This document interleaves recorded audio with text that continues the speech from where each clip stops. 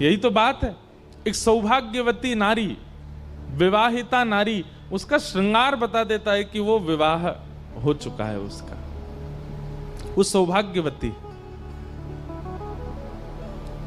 और अब विवाहित नारी, उसका भी रूप स्वरूप और उसका व्यवहार बता देता है कि उसका विवाह नहीं हुआ, वो सौभाग्यवती अभी नहीं हुई है। ठीक वैसे ही हम हैं तो वैष्णव, लेकिन अगर अपने व्यवहार में, अपने विचार में, अपने वस्त्र आभूषणों में वैष्णवता धारण नहीं करते तो यमराज कभी सामने आ गए, उनको कैसे पता चलेगा कि हम वैष्णव हैं? तिलक माथे पर हो, कंठी गले में हो, हृदय में राम नाम हो, अब भीतर झांक करके तो बाद में देखेगा यमराज, पहले तो बाहर से ही पहचानेगा कि इसको पकड़ना है कि नहीं। बाह्य वैष्णव वेश देख करके अगर यमराज आए तो एक बार को बाहर के वेश से हमको छोड़ देंगे, इसका भेष वैष्णव का है। इसलिए तिलक नित्य होना चाहिए, इसलिए कभी भी माथा सूना नहीं होना चाहिए। माताओं का तो होना ही नहीं चाहिए, उनके तो वो तो लगाती हैं सौभाग्य चिन्ह, भाइयों का भी नहीं होना चाहिए।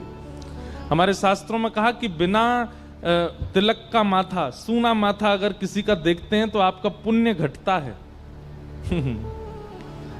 आप किसी को अगर बिना तिलक के, बिना बिंदी के अगर माताओं को, बिना तिलक के अगर भाइयों को देखते हैं तो आप जितना भजन पूजन कर चुके हो वो घटेगा। अब आप कहोगे महाराज जी क्या करें, कल से कोई मिले तो उसको देख कैसे करें?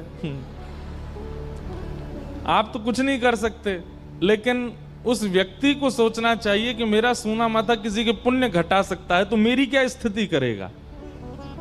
इसलिए नित्य सही, एक बिंदी ही सही, एक टीका ही सही, अपना माथे पर वैष्णव वेश धारण करो, कंठी पहनो। जैसे आज आप कथा में बन के आए हो, ऐसे कभी कभी बिना कथा के भी बन के घूम लिया करो भुसावल में, लगे कि हाँ कोई वैष्णव है। वैष्णव भेष की बड़ी महिमा है। आज आप सब लोगों का भेष ही बता रहा है। जिन भेषा मारो सावरो रीझे, जिन भेषा मेरो